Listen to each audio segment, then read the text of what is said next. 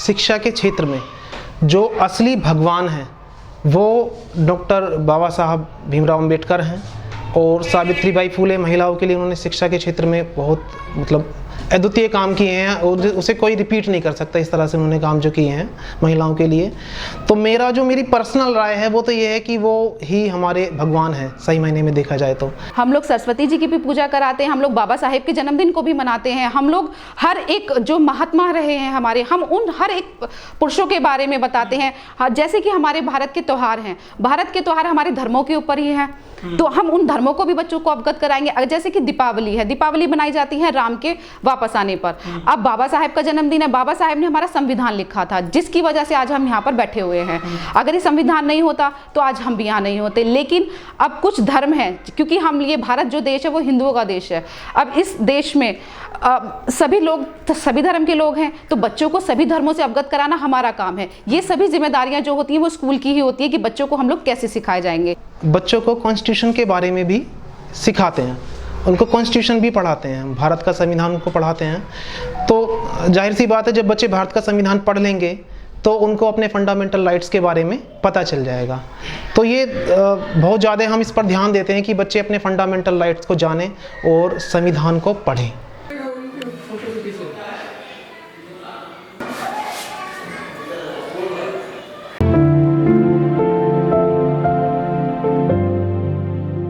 ये स्कूल हमारा 2001 में शुरू हुआ था। अब की डेट में हमारे पास जो बच्चे हुए हैं वो 200 से 300 से ऊपर हो गए हैं और हम लोग कोशिश ये कर रहे हैं कि जितना हमसे हो सके बच्चों की पढ़ाई को हम आगे से आगे लेकर के जा सकें। जैसे कि हम लोग एक कैपेसिटी के अकॉर्डिंग बच्चों को लेते हैं, हम लोग ज़्यादा बच्चों के साथ में भी नहीं पढ़ाते हैं, हम लोग क्लास के अंदर बच्चों को उसी हिसाब से लेते हैं जिस हिसाब से बच्चों की हम लोग देख रेख कर सकें।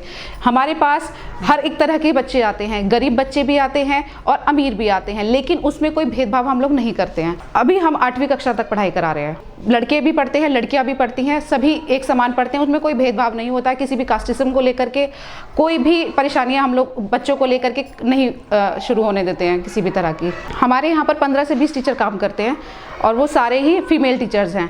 हम लोग कोशिश ये करते हैं कि हमारे पास, जैसे कि मैंने आपको बताया कि हम लोग गरीब बच्चों को भी पढ़ाते हैं, तो उस गरीब बच्चों को भी देखते हैं हम लोग। उस गरीब बच्चों को हम लोग पढ़ाने के लिए अपने से जितनी हमसे बेहतर शिक्षा हम दे सकते हैं बच्चों को हम देते हैं। इसके लिए हमने एक फीस रिफंडेबल पॉलिसी को भी शुरू किया हुआ है। इसके अंदर ये होता है कि अगर हमारे पास बच्चा गरीब बच्चा हो या अमीर बच्चा हो, कोई भी हमारे पास वो बच्चा आ रहा है और हम उसको वो शिक्षा नहीं दे पा रहे हैं जो हमें देनी चाहिए, इस बिहाफ पे हम लोग उन गरीब बच्चों को पूरी तरह से उनकी फीस को वापस कर देते हैं पूरे साल में, अगर बच्चे में कोई बदलाव नहीं आता है। कहने का मतलब ये है कि अगर हमारी जो फीस रिफंडेबल पॉलिसी है ये भारत में एक ऐसी पॉलिसी है जो सिर्फ किसी और स्कूल में नहीं है, सिर्फ द नोवा स्कूल में है। और इस पॉलिसी का मतलब ये है कि हर एक बच्चे की जिम्मेदारी को लेना, हम इसमें हर एक बच्चे की जिम्मेदारी को लेते हैं, जिससे हमारे ऊपर भी प्रेशर रहता है, प्लस पेरेंट्स के ऊपर हम लोग प्रेशर नहीं देते हैं, सिर्फ हमारे ऊपर प्रेशर रहता है और हमारे अध्यापकों के ऊपर, ताकि बच्चों को हम ऐसी शिक्षा दे पाएं जिससे वो अपने भविष्य में आगे बाबा साहेब की तरह नाम करें। ये है हमारा फीस रिफंडेबल पॉलिसी का जो मेन एम है, लक्ष्य है, वो यही है कि हम बच्चों को बेहतर से बेहतर शिक्षा दें और उन्हें आगे भविष्य में बाबा साहेब के जैसे आगे बढ़ाते जाएं। जैसे कि एक बच्चा है हमारे पास में, आदित्य कुमार नाम का बच्चा है, उसने बिहार जिले में टॉप किया है, जो हमारे पास से पढ़ करके गए हैं, लेकिन बिहार जिले में जाकर के उन्होंने टॉप किया है।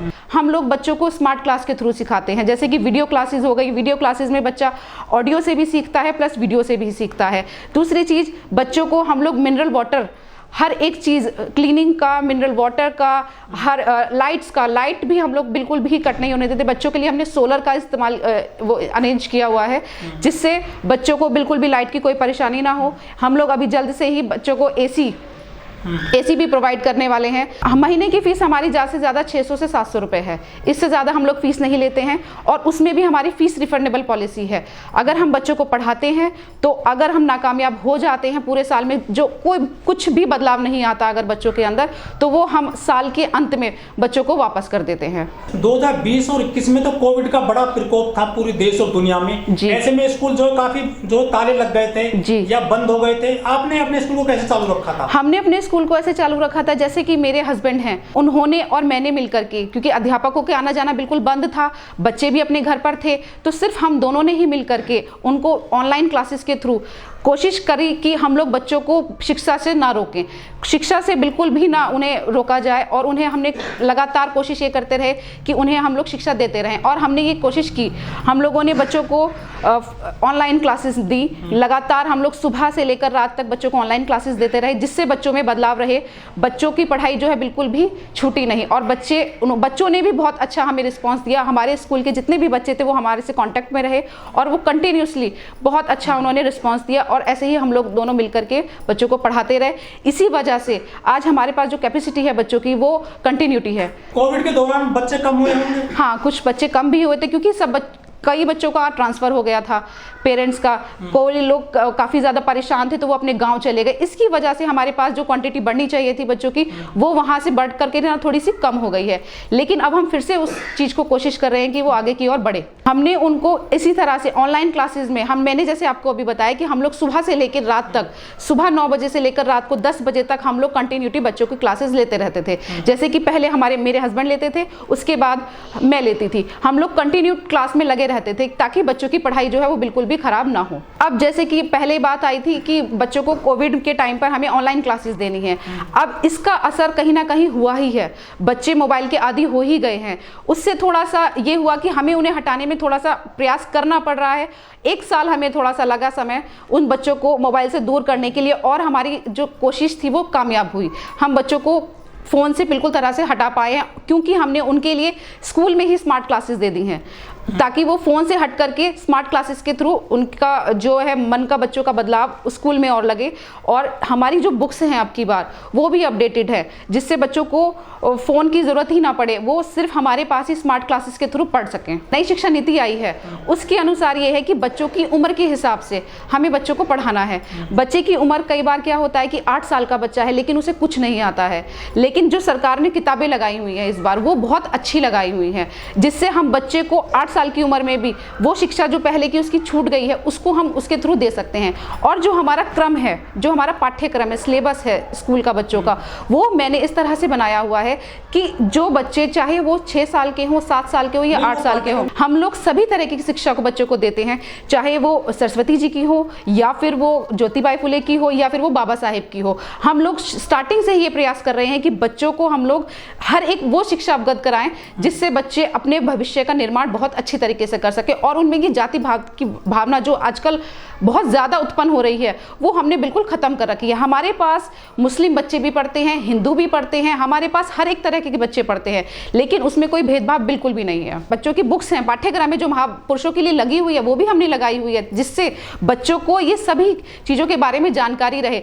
कई बार क्या होता है बच्चों किताबों के जरिए नहीं जान पाते, तो हम लोग उनको वीडियो क्लासेस के थ्रू बताते हैं कि आप लोग ये देखो, ये कितने महान भावक रहे हैं, जितने महान नेता रहे हैं, ये सब बच्चे जो आजकल का आपको समय पता है सर कि जितना भी बच्चे होते हैं वो वीडियो क्लासेस के थ्रू बहुत जल्दी सीखते हैं, जिसकी फैसिलिटीज़ हमने ऑलरेडी स्कूल में दे दी गई है। और वो सभी फैसिलिटीज़ के थ्रू हम बच्चों को सिखाते हैं, जिससे बच्चों को ये पता चल जाता है कि हाँ आज ये सब चीज़ें हुई हैं, किस वजह से हुई हैं, ज्योतिबाई फुले की वजह से, रमाबाई जी की वजह से, ये सभी किसकी वजह से हम लोग आज यहाँ पर इस शिक्षा को ग्रहण कर रहे हैं, उन सब के बारे में बताया जाता है। कुछ स्कूलों में हवन वगैरह भी कराए जाते हैं या कुछ मंत्र वगैरह होते हैं, ऐसा आपके यहाँ भी होता है क्या? नहीं सर, हवन तो नहीं होता है हमारे यहाँ पर, लेकिन जो शिक्षा को लेकर के हम लोग जैसे कि मैत्री मंगल होता है उसको हम लोग बताते हैं, जिससे बच्चों के दिमाग में ये चीज़ें उत्पन्न हुए कि हमें क्या करना है। अगर आपने लोगों ने मंगल मैत्री सुनी होगी तो उसमें यह है कि सबका मंगल हो, यानी कि जितने भी बच्चे हमारे पास पढ़ रहे हैं उसमें सभी का मंगल हो और बच्चे अच्छे से अच्छा निर्माण कर सकें। कुछ लगता है कि लॉजिकली हो सकता है कि सही है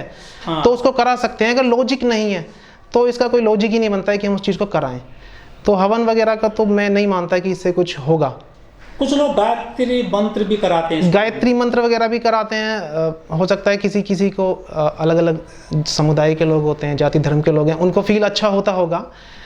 लेकिन मेरा ये मानना है कि अगर हम गायत्री मंत्र भी कराएं तो भी कोई प्रॉब्लम नहीं होनी चाहिए। अगर मंगल मैत्री कराएं तो मेरे ख्याल से ज़्यादा इफेक्टिव हो सकती है। जो प्रथम पाठशाला होती है बच्चे की वो तो परिवार ही होता है, वो जो सिखाते हैं वो बच्चे उसको बहुत तेज़ी से सीख जाते हैं शुरुआती दौर में ही, वो उसको फिर जीवन में उसको उतार लेते हैं। तो हम कोशिश ये करते हैं कि इस तरह की जो प्रॉब्लम्स आ जाती हैं बच्चे के अंदर उसको निकाल कर सही किया जा सके। एक डिपार्टमेंट बनना चाहिए अगर इस तरह की हैं तो हो सकता है ये जो प्रॉब्लम्स आ रही हैं इन पर कंट्रोल किया जा सके, इनको रोका जा सके। मेरा भी मानना है पर्सनल कि इस तरह का एक डिपार्टमेंट बनाया जाए तो बेहतर होगा। नहीं, इसमें तो कोई सच्चाई नहीं है। अगर ऐसा होता तो डॉक्टर बाबा साहब भीमराव अम्बेडकर क्या वो इतना हमारा कॉन्स्टिट्यूशन लिख पाते, जो कि सबसे कठिन काम है। तो ये तो इस तरह से कुछ लोग हैं जो इन चीज़ों को फैलाते हैं। कहते हैं परवरिश अच्छी नहीं हो पाती है, इनको खान पान अच्छा नहीं हो पाता है। कहीं ना कहीं पर न्यूट्रिशन तो प्रॉब्लम करेगा। अगर उनको वो सारी बेहतर सुविधाएं मिल जाएं तो SC/ST के बच्चे बहुत अच्छा काम कर रहे हैं अब भी, और आगे भी बहुत बेहतर कर सकते हैं और ज़्यादा बेहतर कर सकते हैं। लेकिन ऐसा भी कहा जाता है तो दलिया खाने जाते हैं स्कूलों में, क्यों? हाँ, दलिया अब उनकी जैसी पारिवारिक स्थिति है, उसके लिए गवर्नमेंट ने जो उनके लिए खाने की व्यवस्था की हुई है, मिड डे मील वगैरह। जरूरी है क्या स्कूल में मिड डे मील खाना? अगर देखा जाए तो कुछ बच्चे जो होते हैं उनका ठीक से न्यूट्रिशन नहीं हो पाता, उनको ठीक से खाना नहीं मिल पाता है घर पर, और अगर उनको एक टाइम का खाना भी अगर मिल जाए स्कूल में तो बेहतर है। इसके बहाने बच्चे स्कूल भी चले जाते हैं और कुछ तो सीख ही जाते हैं। प्रैक्टिकली देखें इस बात को, अगर बच्चे खाने के लिए ही आ रहे हैं तब भी थोड़ा बहुत कुछ तो वो सीख लेते हैं इस बहाने से। मतलब खाना है मेन चीज, एजुकेशन दूसरा विकल्प है। हाँ, अगर इसको देखें मिड डे मील को जोड़ें, उन बच्चों के लिए खाना एजुकेशन से पहले हो जाता है।